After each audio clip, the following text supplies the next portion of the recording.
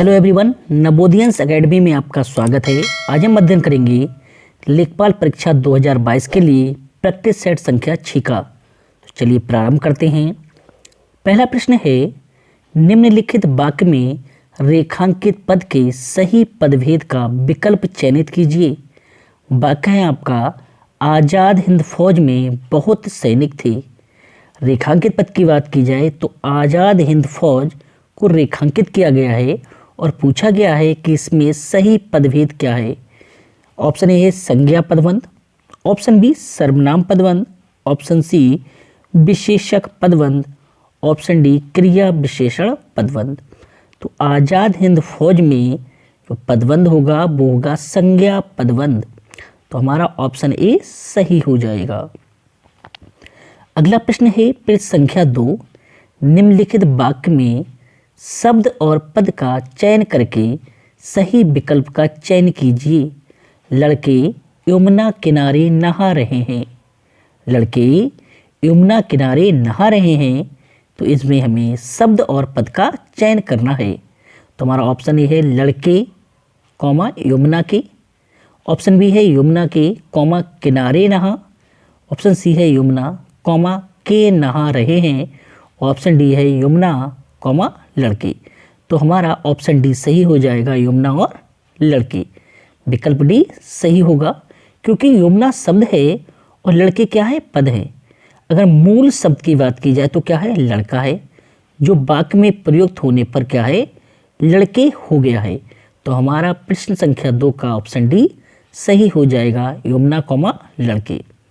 आगे निर्देश दिया गया है पृष्ठ संख्या 3 एवं 4 के लिए, वाक्यों में क्रिया के उचित भेद के विकल्प का चयन कीजिए। पृष्ठ संख्या 3 है, दीपिका सेब खा रही है। दीपिका सेब खा रही है, तो इसमें कौन सी क्रिया है? ऑप्शन ए है अकर्मक, ऑप्शन बी है प्रणार्थक, ऑप्शन सी है सकर्मक, ऑप्शन डी है द्विकर्मक। दीपिका मतलब कर्ता और जो सेब है वो क्या है, कर्म है। तो दीपिका क्या सेब खा रही है और दीपिका जब सेब खाएगी तो क्या है, खत्म हो जाएगा। यानी जो प्रभाव है वो किस पे पड़ रहा है, वो कर्म पर पड़ रहा है। तो इसमें क्या है, सकर्मक क्रिया होगी। पृष्ठ संख्या 3 का ऑप्शन सी सही हो जाएगा, सकर्मक। अगला प्रश्न है पृष्ठ संख्या 4, माली पौधों को पानी दे रहा है। माली पौधों को पानी दे रहा है, इसमें कौन सी क्रिया है, अकर्मक, सकर्मक, द्विकर्मक, प्रणार्थक। तो माली पौधों को पानी दे रहा है, माली करता है, पौधा या पौधों क्या है, कर्म है, साथ में पानी वो भी कर्म है। तो यहाँ पर कर्ता के साथ में कितने कर्म दिए गए हैं, 2 कर्म दिए गए हैं। तो यहाँ कौन सी क्रिया हो जाएगी, 2 कर्मक क्रिया हो जाएगी। क्यों? क्योंकि वाक्य में कितने कर्म हैं, 2 कर्म हैं। तो ऑप्शन सी सही हो जाएगा। आगे देखते हैं प्रश्न संख्या 5। प्रश्न 5-6 के लिए निर्देश दिया गया है। निर्देश है, वाक्यों को निर्देशानुसार रूपांतरित कर सही विकल्प का चयन कीजिए। प्रश्न 5 है, अच्छे अंक प्राप्त न करने के कारण मुझे दिल्ली विश्वविद्यालय में दाखला न मिला। अच्छे अंक प्राप्त न करने के कारण मुझे दिल्ली विश्वविद्यालय में दाखला न मिला। इस वाक्य को संयुक्त बनाना है, यानी इसे संयुक्त वाक्य के रूप में परिवर्तित करना है। मैंने अच्छे अंक प्राप्त नहीं किए, इसलिए मुझे दिल्ली विश्वविद्यालय में दाखला नहीं मिला। तो हम देखें तो पहला वाक्य हमारा क्या है, संयुक्त वाक्य है। तो हमारा ऑप्शन ए सही हो जाएगा। पृष्ठ संख्या 5 का ऑप्शन ए सही हो जाएगा। अगला प्रश्न देखते हैं, पृष्ठ संख्या 6, जैसे ही बादल घिरे वर्षा होने लगी। जैसे ही बादल घिरे वर्षा होने लगी, इस वाक्य को क्या है, सरल वाक्य बनाना है। ऑप्शन ए, ज्यों ही बादल घिरे त्यों ही वर्षा होने लगी। ऑप्शन बी है, बादल घिरते ही वर्षा होने लगी। ऑप्शन सी, बादल घिरे और वर्षा होने लगी। ऑप्शन डी, बादल घिरे इसलिए वर्षा होने लगी। जैसे ही बादल घिरे वर्षा होने लगी को जब हम सरल वाक्य बनाएंगे तो वाक्य बनेगा, बादल घिरते ही वर्षा होने लगी। तो प्रश्न संख्या 6 का ऑप्शन बी सही हो जाएगा। बादल घिरते ही वर्षा होने लगी। अगला प्रश्न है पृष्ठ संख्या 7। निम्नलिखित संधि युक्त शब्द के संधि भेद का सही विकल्प चयनित कीजिए। प्रत्युत्तर, प्रत्युत्तर, तो प्रत्युत्तर का अगर संधि विच्छेद किया जाए तो क्या बनेगा? प्रतिधन उत्तर, प्रतिधन उत्तर। और जब हम संधि कर रहे हैं तो हमारे लिए शब्द मिल रहा है, अक्षर आ रहा है, वो क्या है? या है। अक्षर कौन सा आ रहा है? या आ रहा है। तो या, रा, ला, वा अगर शब्द यानी कहा जाए अक्षर अगर संधि करने पर बनते हैं तो वहाँ कौन सी संधि होती है? यड़ संधि होती है। कौन संधि होती है? यड़ संधि होती है। तो पृष्ठ संख्या 7 का ऑप्शन सी सही हो जाएगा, यड़ संधि। अगला प्रश्न है निम्नलिखित शब्दों में संधि कर सही विकल्प चयनित कीजिए। ग्रह धन उपयोगी, ग्रह धन उपयोगी, तो इसकी अगर हम संधि करें तो क्या बनेगा? ग्रह उपयोगी, ग्रह प्रयोगी, ग्रह उपयोगी, उपरोक्त में से कोई नहीं। तो हमारा ग्रह धन उपयोगी का जो संधि रूप होगा वो क्या होगा? ग्रह प्रयोगी। क्या होगा? ग्रह प्रयोगी। तो हमारा ऑप्शन बी सही हो जाएगा। क्या हो जाएगा? ऑप्शन बी सही हो जाएगा। और ग्रह प्रयोगी में क्या होगी? गुण संधि हो जाएगी। क्या हो जाएगी? गुण संधि। अगला प्रश्न है प्रश्न संख्या 9। निम्नलिखित शब्द के सही संधि विच्छेद के विकल्प का चयन कीजिए। तो मातृइच्छा, मातृइच्छा का संधि विच्छेद करेंगे तो क्या बनेगा? मातृधन इच्छा। तो प्रश्न संख्या 9 का ऑप्शन सी सही हो जाएगा, मातृधन इच्छा। आगे आपको निर्देश दिया गया है प्रश्न 10 से 11 तक काव्य पंक्ति में प्रयुक्त सही अलंकार का विकल्प चयनित कीजिए। तो प्रश्न संख्या 10 है सावन के अंध्यो ज्यों सूजत रंग हरो। सावन के अंध्यो ज्यों सूजत रंग हरो, तो इसमें क्या है? प्रश्न संख्या 10 को देखते हैं हम, तो इसमें क्या है? उपमा की गई, मतलब क्या है? तुलना की गई है।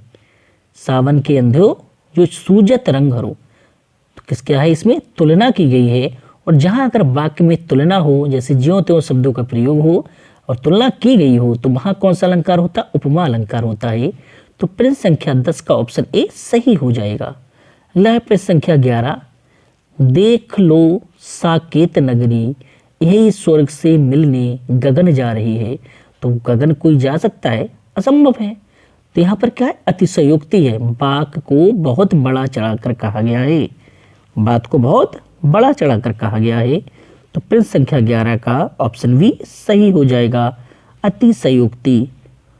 अगला प्रश्न है प्रश्न संख्या 12। निम्नलिखित समस्त पद के विग्रह का सही विकल्प चयनित कीजिए। निम्नलिखित समस्त पद के विग्रह का सही विकल्प चयनित कीजिए। यथा रुचि शब्द क्या है? यथा रुचि, इसका विग्रह क्या होगा? इसका विग्रह होगा रुचि के अनुसार। किसके अनुसार? रुचि के अनुसार।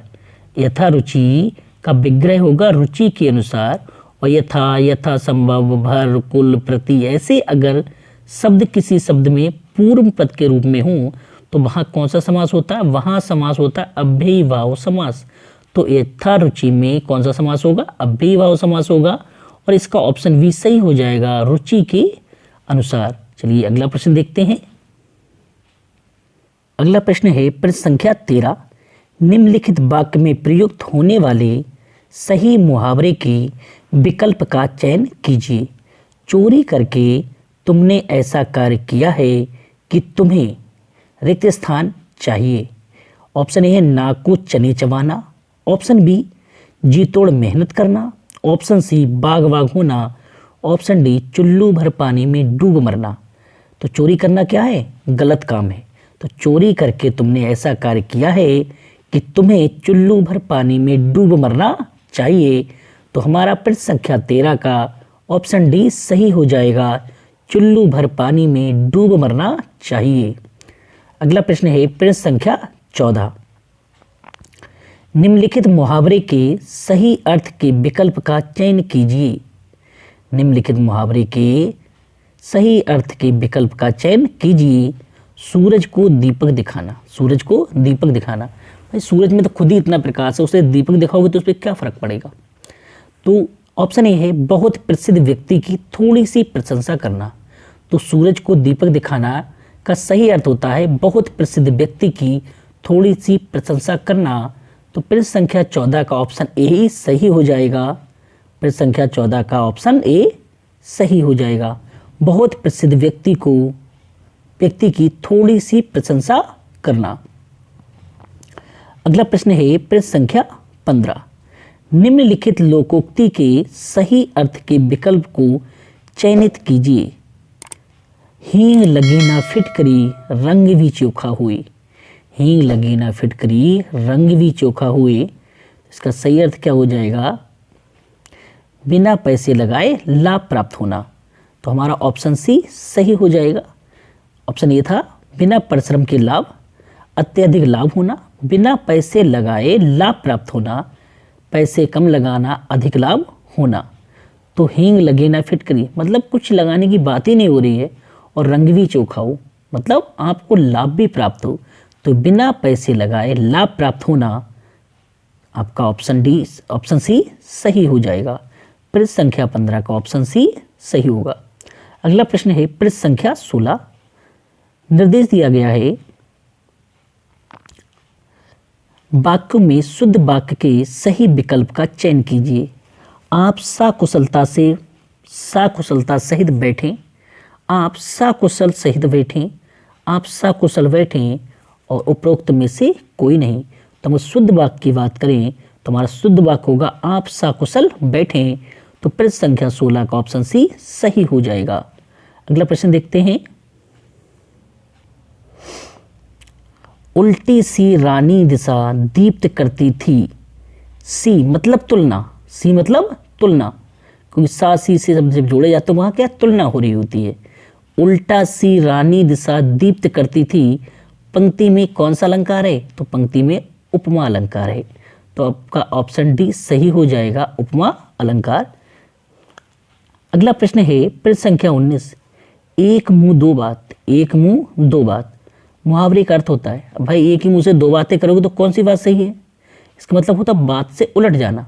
तो हमारे ऑप्शन दिए गए हैं अत्यधिक बातें करना, बहुत कम बोलना, अपनी बात से पलट जाना, बात बनाना। तो एक मुंह दो बात मुहावरे का अर्थ होता है अपनी बात से पलट जाना। तो प्रश्न संख्या 19 का ऑप्शन सी सही हो जाएगा। अगला प्रश्न है प्रश्न संख्या 20। प्रत्येक चरण में 16 मात्राओं वाला 4 चरणों का सममात्रिक छंद है। प्रत्येक चरण में 16 मात्राओं वाला 4 चरणों का सममात्रिक छंद कौन सा होता है? चौपाई होती है। तो चौपाई में कितने मात्राएं होती हैं? 16 मात्राएं होती हैं। चरण कितने होते हैं? 4 होते हैं। तो प्रश्न संख्या 20 का ऑप्शन डी सही हो जाएगा, चौपाई। प्रश्न संख्या 20 का ऑप्शन सी सही होगा, चौपाई। अगला प्रश्न है प्रश्न संख्या 21। अधरों में राग अमंद पिए अलकों में मलजय बंद किए, तू अब तक सोई है आली आंखों में वरे विहगरी।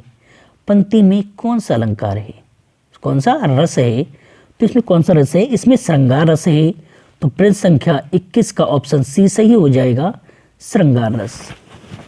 प्रश्न संख्या 21 का ऑप्शन सी सही होगा, श्रृंगार रस। अगला प्रश्न है प्रश्न संख्या 22। अंधा कुआं नाटक के लेखक हैं। अंधा कुआं नाटक के लेखक कौन है? ऑप्शन ए है Mohan Rakesh, option B Vishnu Prabhakar, option C Jagdish Chandra Mathur, option D Lakshmi Narayan Lal. तो प्रश्न संख्या बी का मोबाइल प्रश्न संख्या 22 का ऑप्शन डी सही होगा, लक्ष्मी नारायण लाल। अंधा कुआं नाटक के लेखक कौन है? लक्ष्मी नारायण लाल। अगला प्रश्न है प्रश्न संख्या 23। अज शब्द को स्त्रीवाचक बनाने के लिए किस प्रत्यय का प्रयोग होगा? अज का स्त्रीलिंग बनाओगे तो क्या होगा? अजा होगा। क्या होगा? अजा।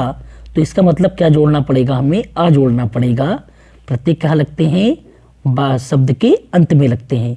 तो अज में जब आप आ की संधि करें तो क्या हो जाएगा? अजा हो जाएगा। अज का स्त्रीलिंग क्या होता है? अजा होता है। तो आपका ऑप्शन सी सही हो जाएगा। अगला प्रश्न है प्रश्न संख्या 24। प्रथम तार सप्तक का प्रकाशन वर्ष है। प्रथम तार सप्तक का प्रकाशन वर्ष है 1943, 1938, 1954, 1941। तो प्रथम तार सप्तक का प्रकाशन हुआ था 1943 में। तो प्रश्न संख्या 24 का ऑप्शन ए सही हो जाएगा। तार सप्तक का प्रकाशन 1943 में हुआ था। अगला प्रश्न है, नई कविता पत्रिका का प्रकाशन कहाँ से प्रारंभ हुआ? नई कविता पत्रिका का प्रकाशन कहाँ से प्रारंभ हुआ? तो इसका प्रकाशन प्रारंभ हुआ था इलाहाबाद से। कहाँ से हुआ था? इलाहाबाद से। नई कविता पत्रिका का प्रकाशन इलाहाबाद से प्रारंभ हुआ था। और नई कविता पत्रिका का प्रकाशन डॉक्टर जगदीश गुप्ता ने किया था। तो यहाँ पर हमारा हिंदी का पोर्शन समाप्त होता है। अब हम सामान्य ज्ञान के प्रश्नों को देखेंगे। सामान्य ज्ञान का पहला प्रश्न है प्रश्न संख्या 51। योग के आविष्कारक थे। ऑप्शन ए है Aryabhata, option B Charak, option C Patanjali, option D Ramdev. तो योग के आविष्कारक थे पतंजलि। कौन थे? पतंजलि थे। और पतंजलि शुंगकालीन एक प्रसिद्ध विद्वान एवं दार्शनिक थे। पतंजलि शुंगकालीन एक प्रसिद्ध विद्वान और दार्शनिक थे। इन्होंने पतंजलि योग नामक एक पुस्तक लिखी थी। पतंजलि ने पतंजलि योग नामक पुस्तक लिखी थी। और इन्होंने पाणिनि के व्याकरण पर भाष्य भी लिखा था। पतंजलि ने पाणिनि के व्याकरण पर क्या है? एक भाष्य भी लिखा था। अगला प्रश्न है, मीनाक्षी मंदिर कहाँ अवस्थित है? प्रश्न संख्या 52 है, मीनाक्षी मंदिर कहाँ अवस्थित है? चेन्नई में, कोलकाता में, मदुरई में, महाबलीपुरम में। तो मीनाक्षी मंदिर आपका मदुरई में अवस्थित है। कहाँ अवस्थित है? मदुरई में अवस्थित है। मीनाक्षी मंदिर आपका द्रविड़ शैली से बना है। किससे बना है? द्रविड़ शैली से निर्मित मंदिर है। मीनाक्षी मंदिर द्रविड़ शैली से निर्मित मंदिर है। और ये कहाँ है? ये तमिलनाडु में। मदुरई कहाँ है? तमिलनाडु में है। तो कभी प्रश्न पूछा जाता है मीनाक्षी मंदिर कहाँ है, तो आपको ऑप्शन दिया है मदुरई नहीं दिया जाता, क्या जाता है? तमिलनाडु। तो मदुरई का जो मीनाक्षी मंदिर है वो कहाँ है? वो तमिलनाडु राज्य में है, जो कि पांड्य शासकों ने बनवाया था। मीनाक्षी मंदिर किसने बनवाया है? पांड्य शासकों ने बनवाया है। ये द्रविड़ शैली से निर्मित मंदिर है। और कहाँ है ये? तमिलनाडु में है। अगला प्रश्न है प्रश्न संख्या 53। श्रीमद् भगवद गीता मौलिक रूप से किस भाषा में लिखी गई थी? तो श्रीमद् भगवद गीता मूल रूप से संस्कृत भाषा में लिखी गई थी। किस में लिखी गई थी? संस्कृत भाषा में लिखी गई थी। और इसमें कुल 18 अध्याय थे। कितने अध्याय थे? 18 अध्याय थे। उसके बाद इसका अनुवाद बहुत सारी भाषाओं में किया गया। अगला प्रश्न है प्रश्न संख्या 54। 1906 में मुस्लिम लीग की स्थापना कहाँ हुई थी? 1906 में मुस्लिम लीग की स्थापना कहाँ हुई थी? बंगाल क्षेत्र में हुई थी। तो यहाँ पे ऑप्शन दिया है लाहौर में, दिल्ली में, कलकत्ता में, ढाका में। तो 1906 में मुस्लिम लीग की स्थापना कहाँ हुई थी? ढाका में हुई थी। किसने की थी? तो बंगाल यानी ढाका के नवाब सलीमुल्लाह के नेतृत्व में 30 दिसंबर 1906 को एक बैठक आयोजित की गई थी। उसी में मुस्लिम लीग की स्थापना की घोषणा की गई थी। किसने की थी? ढाका के नवाब सलीमुल्लाह ने की थी। और जो ये मीटिंग हुई थी, या कहा जाए मुस्लिम लीग के प्रथम जो अध्यक्ष थे वो बकारुल मुल्क थे। मुस्लिम लीग के प्रथम अध्यक्ष बकारुल मुल्क थे। और मुस्लिम लीग की स्थापना किसने की थी? नवाब सलीमुल्लाह ने की थी। कहाँ हुई थी? ढाका में। तो प्रश्न संख्या 54 का ऑप्शन डी सही हो जाएगा, ढाका। अगला प्रश्न है प्रश्न संख्या 55। भारत के प्रथम एवं अंतिम भारतीय गवर्नर जनरल कौन थे? तो भारत के प्रथम एवं अंतिम भारतीय गवर्नर जनरल कौन थे? डॉक्टर सी राजगोपालाचारी, चक्रवर्ती राजगोपालाचारी भारत के प्रथम व अंतिम भारतीय गवर्नर थे। अगला है भारत के ग्रैंड ओल्ड मैन की संज्ञा किससे दी जाती है? तो भारत के ग्रैंड ओल्ड मैन की संज्ञा दादा भाई नेहरू को दी जाती है। तो 56 का ऑप्शन ए सही हो जाएगा, दादा भाई नेहरू जी। दादा भाई नेहरू जी ये ब्रिटेन के हाउस ऑफ कॉमन्स के सदस्य चुने गए थे। दादा भाई नेहरू जी प्रथम भारतीय थे जो ब्रिटेन के हाउस ऑफ कॉमन्स के सदस्य चुने गए थे। अगला प्रश्न है प्रश्न संख्या 57। स्वराज पार्टी का गठन किया गया था। स्वराज पार्टी का गठन किया गया था। ऑप्शन ए है जीवी तिलक तथा महात्मा गांधी द्वारा, बिपिन चंद्रपाल तथा लाला लाजपत राय द्वारा। ऑप्शन सी है CR दास तथा पंडित मोतीलाल नेहरू द्वारा। ऑप्शन डी सरदार पटेल तथा राजेंद्र प्रसाद द्वारा। तो स्वराज पार्टी का गठन CR दास, चित्तरंजन दास तथा पंडित मोतीलाल नेहरू द्वारा किया गया था। 57 का ऑप्शन सी सही हो जाएगा। 57 का ऑप्शन सी सही हो जाएगा। देखो, स्वराज पार्टी का गठन 1922 में किया गया था। कब किया गया था? 1922 में किया गया था। 1922 में एक गया अधिवेशन में कांग्रेस कार्य समिति ने कैंसिल चुनाव से बायकॉट का फैसला किया। तो मोतीलाल नेहरू और चित्तरंजन दास ने इलाहाबाद में एक सम्मेलन बुलाया और 1923 ईस्वी में स्वराज पार्टी की स्थापना कर दी गई। तो 22 में जो अधिवेशन हुआ था गया में, उसका क्या है, विरोध किया। किसने किया था? मोतीलाल नेहरू और चित्तरंजन दास ने। उसके बाद इन्होंने इलाहाबाद में एक सम्मेलन बुलाया और 1923 में, कब? 1923 में स्वराज पार्टी की स्थापना कर दी। ठीक है, अगला प्रश्न देखते हैं, प्रश्न संख्या 58। अगला प्रश्न है प्रश्न संख्या 58। निम्नलिखित में से कौन सी पत्रिका मौलाना अबुल कलाम आज़ाद के द्वारा निकाली गई थी? 4 ऑप्शन है अल हिलाल, जमींदार, इंडियन सोशलिस्ट, कॉमरेड। तो मौलाना अबुल कलाम आज़ाद द्वारा 2 पत्रिकाएं निकाली गई थी जो हैं अल हिलाल और अल विलाल। अल हिलाल और अल विलाल अबुल कलाम आज़ाद द्वारा 2 पत्रिकाएं निकाली गई थी। तो हमारा ऑप्शन ए सही हो जाएगा, अल हिलाल। अल हिलाल और अल विलाल 2 पत्रिकाएं अबुल कलाम आज़ाद द्वारा निकाली गई थी।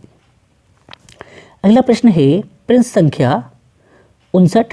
प्रश्न संख्या 59 है वन अनुसंधान संस्थान कहाँ स्थित है? वन अनुसंधान संस्थान कहाँ स्थित है? तो वन अनुसंधान संस्थान देहरादून में स्थित है। कहाँ स्थित है? देहरादून में। तो हमारा ऑप्शन सी सही हो जाएगा, देहरादून। बात करें हम अगर वन अनुसंधान संस्थान की, तो उत्तरांचल का ही नहीं, अब तो पूरे भारत का जो वन अनुसंधान संस्थान है वो कहाँ है? देहरादून में है। देहरादून का यानी कहा जाए उत्तराखंड का, और पूरे भारत का जो वन अनुसंधान संस्थान है वो कहाँ है? देहरादून में है। और वन अनुसंधान संस्थान की स्थापना 1914 में की गई थी। कब की गई थी? 1914 में की गई थी। यहीं पर वन कर्मचारियों को वन शिक्षा तथा प्रशिक्षण दिया जाता है। कहाँ दिया जाता है? देहरादून में दिया जाता है। और भारत में वन संबंधी शिक्षा का प्रारंभ कब से हुआ है? 1878 से हुआ है। भारत में वन शिक्षा का प्रारंभ 1878 से हुआ है। और प्रारंभ में ये शिक्षा जहाँ दी जाती थी वह था forest school of Dehradun. Forest school of Dehradun में ही शिक्षा प्रारंभ हुई थी। कब हुई थी? 1878 से। ठीक है, चलिए आगे देखते हैं। अगला प्रश्न है प्रश्न संख्या 60। भारत के किस राज्य को सिलिकॉन स्टेट के नाम से जाना जाता है? भारत के किस राज्य को सिलिकॉन स्टेट के नाम से जाना जाता है? सिलिकॉन मतलब रेशम। तो भारत में सर्वाधिक रेशम का उत्पादन कहाँ होता है? कर्नाटक में होता है। तो प्रश्न संख्या 60 का ऑप्शन सी सही हो जाएगा, कर्नाटक। तो भारत के रेशम के कुल उत्पादन का 50%, कितना?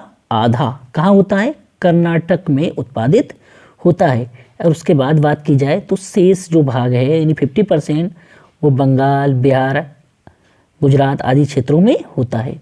तो भारत के सिलिकॉन स्टेट के नाम से कर्नाटक जाना जाता है। अगला प्रश्न है प्रश्न संख्या 61। भारत में किस राज्य में सर्वाधिक कोयले के भंडार हैं? तो भारत के किस राज्य में सर्वाधिक कोयले के भंडार हैं? तो भारत में सर्वाधिक कोयला कहाँ पाया जाता है? झारखंड में पाया जाता है। कहाँ पाया जाता है? झारखंड में। तो प्रश्न संख्या 61 का ऑप्शन डी सही हो जाएगा, झारखंड। भारत में 60%, लगभग 60% जो कोयला है वो कहाँ से? गोंडवाना चट्टानों से प्राप्त किया जाता है। तो गोंडवाना लैंड का जो भाग है वो कहाँ है? झारखंड में संचित है। तो यहाँ से जैसे झरिया है, बोकारो है, धनबाद आदि जो क्षेत्र है वो क्या है, कोयले की खानों के लिए प्रसिद्ध है। फिर प्रश्न पूछा है कौन से क्षेत्र, झरिया, बोकारो, धनबाद जो खाने हैं वो किसके लिए प्रसिद्ध हैं, कोयले के उत्पादन के लिए प्रसिद्ध हैं। और कहाँ है ये, झारखंड क्षेत्र में है। अगला प्रश्न है भारत का राष्ट्रीय पक्षी कौन सा है। तो प्रश्न संख्या 62 है, भारत का राष्ट्रीय पक्षी कौन है। तो भारत का राष्ट्रीय पक्षी कौन है भाई, मोर है। तो प्रश्न संख्या 62 का ऑप्शन ए सही हो जाएगा। और मोर का नाम क्या होता है, पोबोक्रिस्टेटस। क्या बोलते हैं, मोर को पोबोक्रिस्टेटस बोला जाता है। भारतीय वन्य प्राणी सुरक्षा अधिनियम 1972 के तहत इसे संरक्षण प्रदान किया गया है। भारतीय वन्य प्राणी सुरक्षा अधिनियम 1972 के तहत मोर को संरक्षण प्रदान किया गया है, ये आप ध्यान रखिएगा। भारत के राष्ट्रीय वृक्ष की बात करें तो कौन सा है, बरगद है। भारत का राष्ट्रीय फल क्या है, आम है। राष्ट्रीय मिठाई क्या है, जलेबी है। भारत का राष्ट्रीय वाक्य क्या है, सत्यमेव जयते है। राष्ट्रीय गीत क्या है, वंदे मातरम है। और राष्ट्रीय गान तो आप जानते क्या है, जन गण मन है। अगला प्रश्न है प्रश्न संख्या 63, भारतीय संविधान में आरंभ में कितने अनुच्छेद थे। भारतीय संविधान में आरंभ में कितने अनुच्छेद थे। तो भारतीय संविधान के निर्माण के समय भारतीय संविधान में 395 अनुच्छेद थे। कितने अनुच्छेद थे, 395। तो आपका ऑप्शन सी सही हो जाएगा। भारत का संविधान जब 26 नवंबर 1949 को तैयार हुआ था, पारित हुआ था, उस समय उसमें कितने 22 भाग थे, 395 अनुच्छेद थे और 8 अनुसूचियां थीं। वर्तमान समय में संविधान में 25 भाग, 444 लगभग अनुच्छेद हैं और 12 अनुसूचियां हैं। अगला प्रश्न है प्रश्न संख्या 64, भारत का राष्ट्रपति लोकसभा में 2 सदस्यों को निम्न में से किसका प्रतिनिधित्व करने के लिए मनोनीत कर सकता है। ऑप्शन ए है भारतीय ईसाई, ऑप्शन बी आंग्ल भारतीय, ऑप्शन सी बौद्ध, ऑप्शन डी पारसी। तो भारत का राष्ट्रपति लोकसभा में 2 सदस्यों को नियुक्त करता है। वो किस समुदाय के होते हैं, वो होते हैं आंग्ल भारतीय समुदाय के। तो हमारा ऑप्शन बी सही हो जाएगा, हमारा ऑप्शन बी सही हो जाएगा। प्रथम लोकसभा गठन कब हुआ था, 6 मई 1952 को हुआ था। कब हुआ था, 6 मई 1952 को। अगला प्रश्न है प्रथम लोकसभा अध्यक्ष कौन था। तो प्रथम लोकसभा अध्यक्ष कौन थे, जीवी मावलंकर थे। कौन थे, जीवी मावलंकर। और लोकसभा का गठन कब हुआ, 26 नवंबर 6 मई 1952 को। लोकसभा का गठन कब हुआ था, 6 मई 1952 को हुआ है। कब हुआ है, 6 मई 1952 को। अगला प्रश्न है प्रश्न संख्या 66, भारतीय संविधान के किस अनुच्छेद के अंतर्गत किसी राज्य में राष्ट्रपति शासन लागू किया जा सकता है। भारतीय संविधान के किस अनुच्छेद के अंतर्गत किसी राज्य में राष्ट्रपति शासन लागू किया जा सकता है। तो किसी राज्य में राष्ट्रपति शासन किस अनुच्छेद के अंतर्गत लगता है, अनुच्छेद 356 के अंतर्गत। तो हमारा ऑप्शन सी सही हो जाएगा, अनुच्छेद 356। अनुच्छेद 356 के अनुसार अगर राष्ट्रपति को राज्यपाल प्रतिवेदन पर या अन्य किसी प्रकार के समाधान हो जाए कि ऐसी परिस्थिति पैदा हो गई है कि किसी राज्य का शासन संविधान उपबंधों के अनुरूप नहीं चल रहा है, तो वहाँ पर क्या है, राष्ट्रपति शासन की घोषणा की जा सकती है। किस अनुच्छेद के अनुसार, 356 के अनुसार।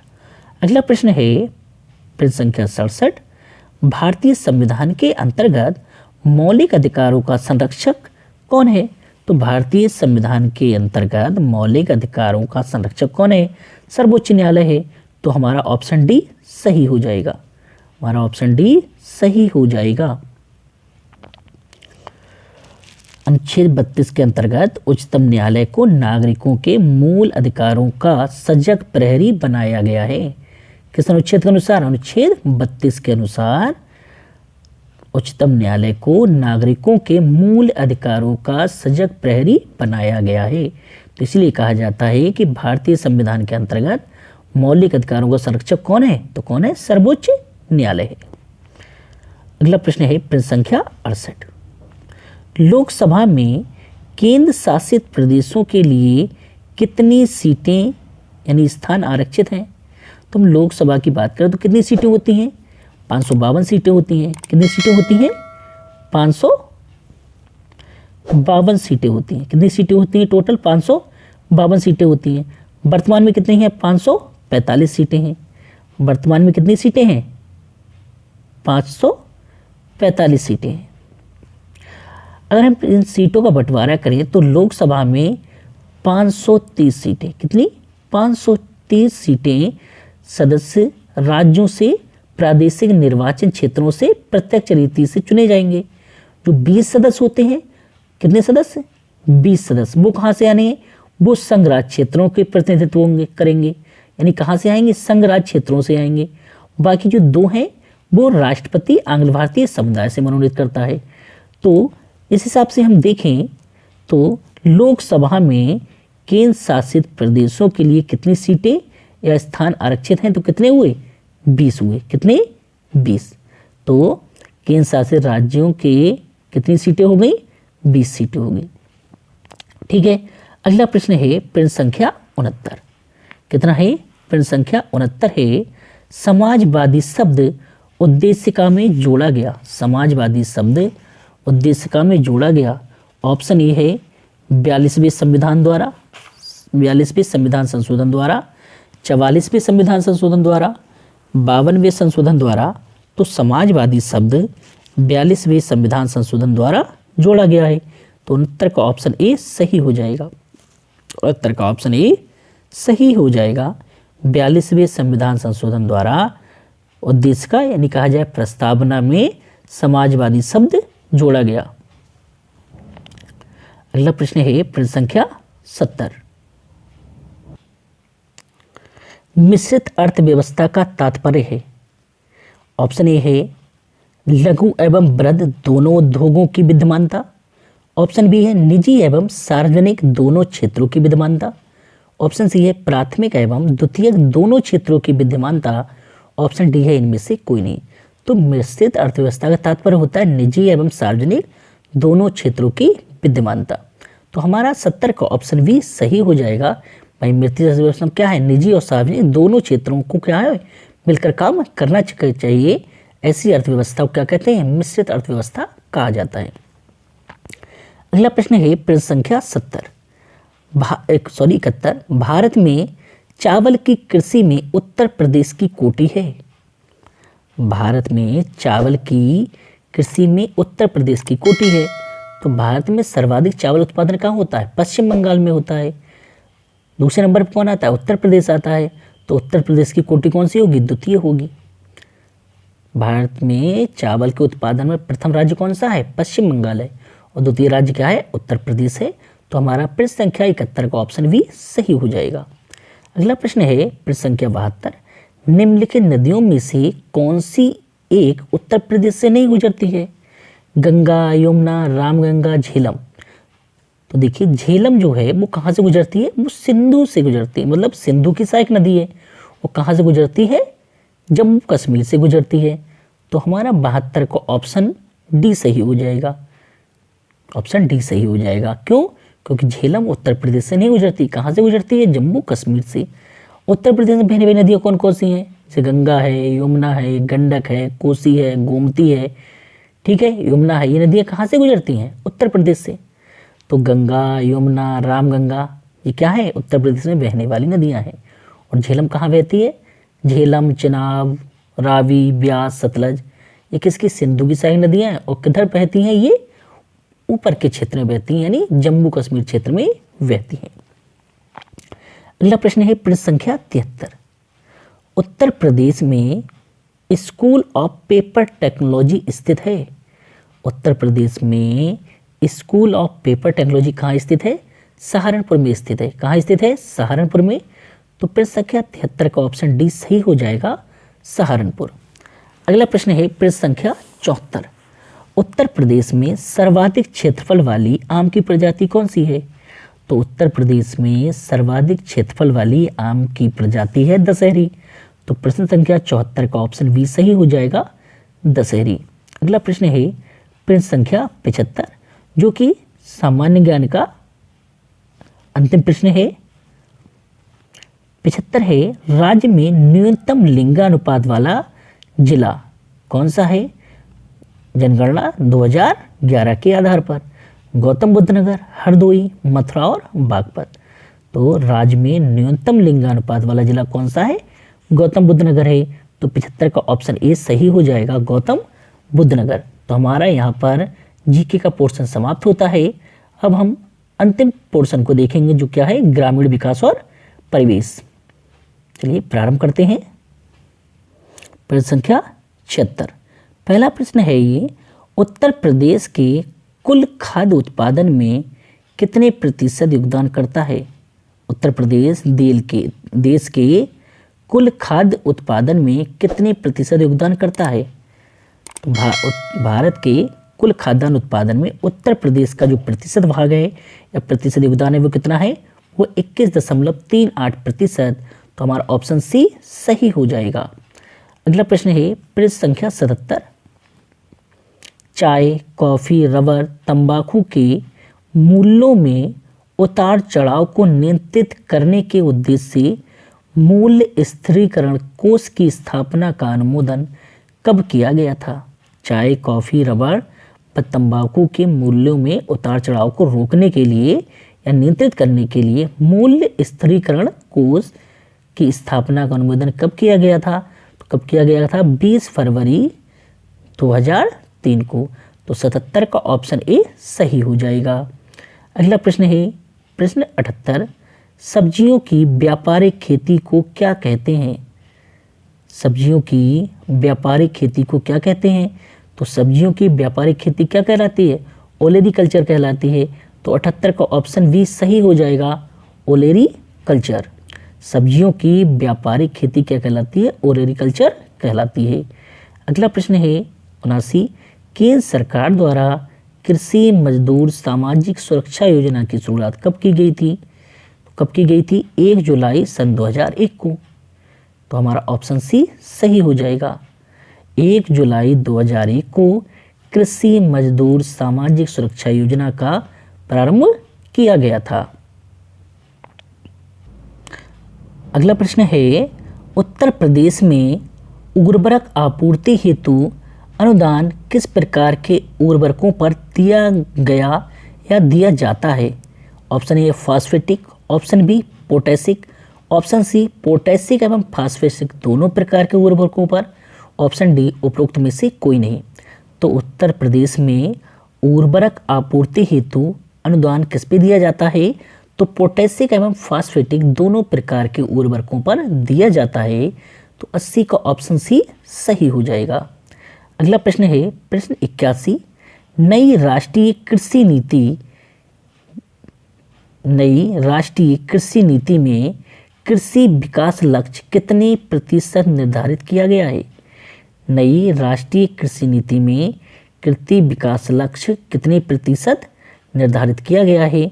तो कितने प्रतिशत निर्धारित है?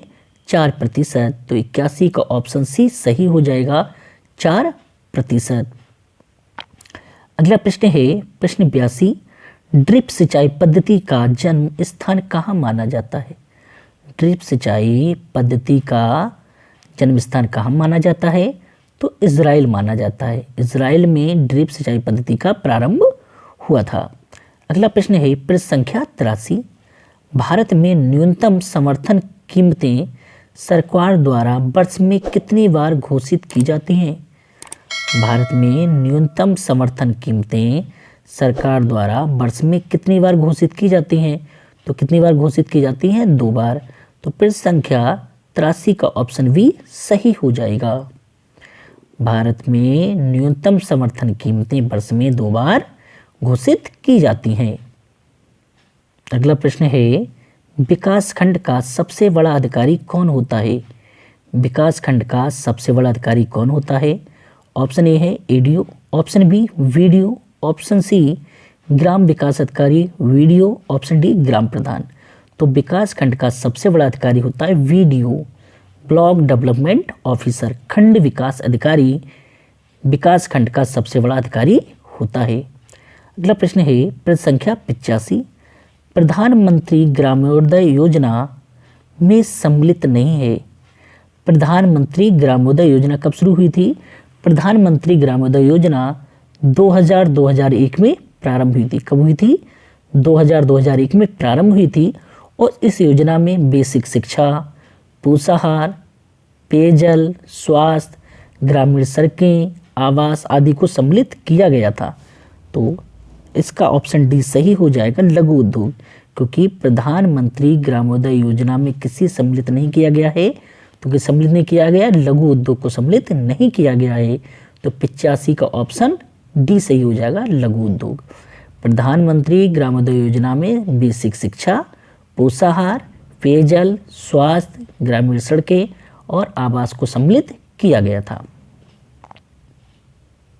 अगला प्रश्न है ग्रामीण क्षेत्रों में पशुओं में खुरपका मुंहपका रोग फैलता है, जिसके लक्षण हैं। ग्रामीण क्षेत्रों में पशुओं में खुरपका मुंहपका रोग फैलता है, जिसके लक्षण क्या है? ऑप्शन ए है खुर तथा मुंह में छाले घाव का होना। ऑप्शन बी पशुओं का खाना पीना चलना आदि कठिन होना। ऑप्शन सी पुरुष पशु का निरंतर दुर्बल होते जाना। ऑप्शन डी उपरोक्त सभी। तो देखिए, जब खुरपका तथा मुंहपका में छाले या घाव हो जाते हैं तो पशु क्या अपना खाना पीना छोड़ देता है, चलना भी उसका कठिन हो जाता है। जब खाएगा पिएगा नहीं पशु तो क्या है, निरंतर क्या है, दुर्बल होता जाता है। तो इसलिए ऑप्शन डी सही हो जाएगा, उपरोक्त सभी। अगला प्रश्न है प्रश्न संख्या 88, उत्तर प्रदेश सरकार ने राज्य में नई राष्ट्रीय कृषि योजना किस वर्ष से लागू की? उत्तर प्रदेश सरकार ने राज्य में नई राष्ट्रीय कृषि योजना किस वर्ष लागू की? वर्ष 1999-2000, 1998-99, 1997-98, 1985-86। तो हमारा 88 का ऑप्शन ए सही हो जाएगा, 1999-2000। उत्तर प्रदेश सरकार ने राज्य में नई राष्ट्रीय कृषि योजना कब प्रारंभ की थी? 1999-2000 में प्रारंभ की थी। अगला प्रश्न है व्यापक फसल बीमा योजना के स्थान पर राष्ट्रीय कृषि बीमा योजना कब लागू की गई? व्यापक फसल बीमा योजना के स्थान पर राष्ट्रीय कृषि बीमा योजना कब प्रारंभ की गई थी? तो कब प्रारंभ की गई थी? 2000 में। तो 89 प्रश्न का ऑप्शन डी सही हो जाएगा। अगला प्रश्न है प्रश्न संख्या 90, FCI के खाद्यान्नों की आर्थिक लागत और निर्गमन मूल्य के बीच अंतर की प्रतिपूर्ति सरकार द्वारा कैसे की जाती है? FCI के खाद्यान्नों की आर्थिक लागत और निर्गमन मूल्य के बीच अंतर की प्रतिपूर्ति सरकार द्वारा कैसे की जाती है? ऑप्शन ए है खाद्य ऋण द्वारा, ऑप्शन बी खाद्य अनुदान द्वारा, ऑप्शन सी बजटीय सहायता द्वारा, ऑप्शन डी इनमें से कोई नहीं। तो हमारा 90 का ऑप्शन बी सही हो जाएगा, खाद्य अनुदान द्वारा। FCI के खाद्यान्नों की आर्थिक लागत और निर्गमन मूल्य के बीच अंतर की प्रतिपूर्ति खाद्य अनुदान द्वारा पूरी की जाती है। अगला प्रश्न है प्रश्न संख्या 91, मैट्रिक जरीब में कड़ियों की संख्या कितनी होती है? मैट्रिक जरीब में कड़ियों की संख्या कितनी होती है? ऑप्शन ए है 100, option B 150, option C 180, option D 200। तो एक मैट्रिक जरीब में कड़ियों की संख्या कितनी होती है? 100 होती है। तो हमारा ऑप्शन ए सही हो जाएगा। अगला प्रश्न है प्रश्न संख्या 92, अमरूद उत्पादन के लिए निम्नलिखित में से कौन सा जोड़ा प्रसिद्ध है? Agra Allahabad, option B Allahabad Dehradun, option C Allahabad Saharanpur, option D Agra Dehradun. तो अगर बात करें अमरूद उत्पादन की तो हमारा ऑप्शन ए सही हो जाएगा, आगरा और इलाहाबाद। अगला प्रश्न है प्रश्न संख्या 93, निम्नलिखित में से किस स्थान पर दशहरी आम विश्व प्रसिद्ध है? वाराणसी, प्रतापगढ़, देवरिया, मलियाबाद। तो जो मलियाबाद यानी लखनऊ क्षेत्र में जो पड़ता है मलियाबाद, वह आम उत्पादन के लिए प्रसिद्ध है। और कौन से आम के लिए? दशहरी आम के लिए। दशहरी आम के लिए मलियाबाद विश्व प्रसिद्ध स्थान है। अगला प्रश्न है प्रश्न संख्या 94। भारत सरकार द्वारा राष्ट्रीय किसान आयोग का गठन कब किया गया था? कब किया गया था? नवंबर 2004 में। प्रश्न संख्या 94। भारत सरकार द्वारा राष्ट्रीय किसान आयोग का गठन कब किया गया था? नवंबर 2004 में किया गया था। प्रश्न संख्या 94 का ऑप्शन डी सही हो जाएगा, नवंबर 2004। अगला प्रश्न है प्रश्न संख्या 95।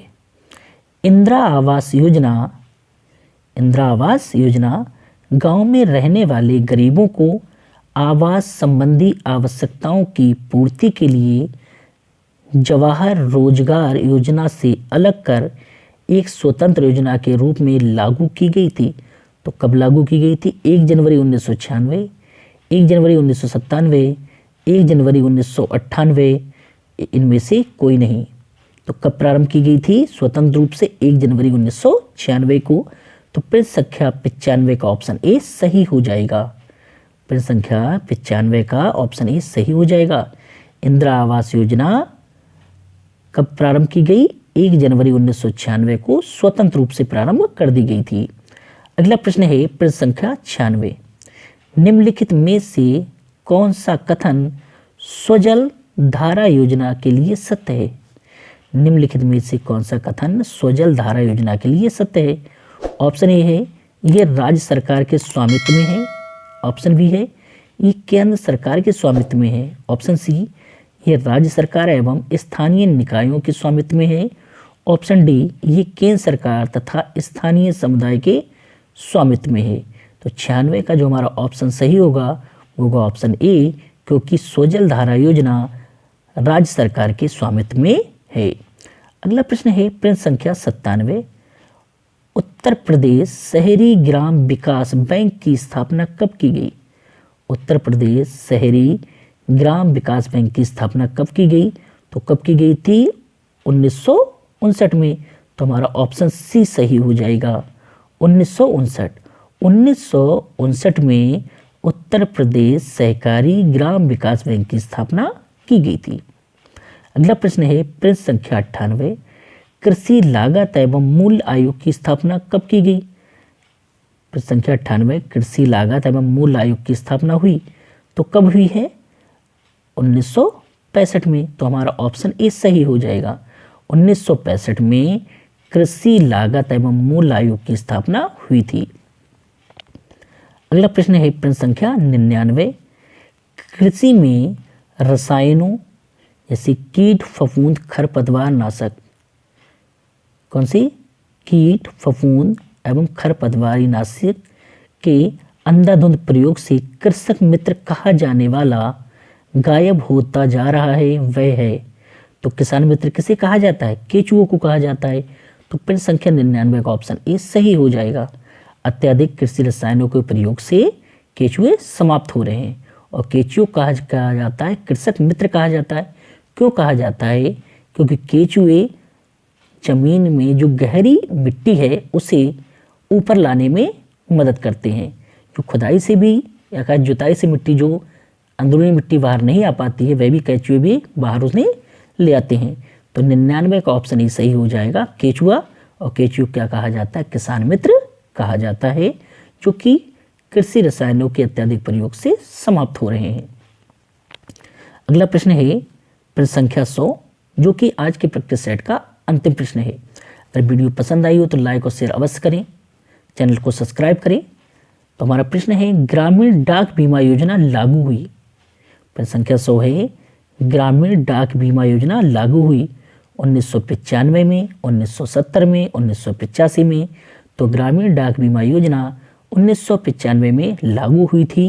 तो प्रश्न संख्या 100 का ऑप्शन ये सही हो जाएगा। तो वीडियो पसंद आई हो तो लाइक और शेयर अवश्य करें। मिलते हैं अगली वीडियो में एक अगली प्रैक्टिस सेट के साथ। धन्यवाद।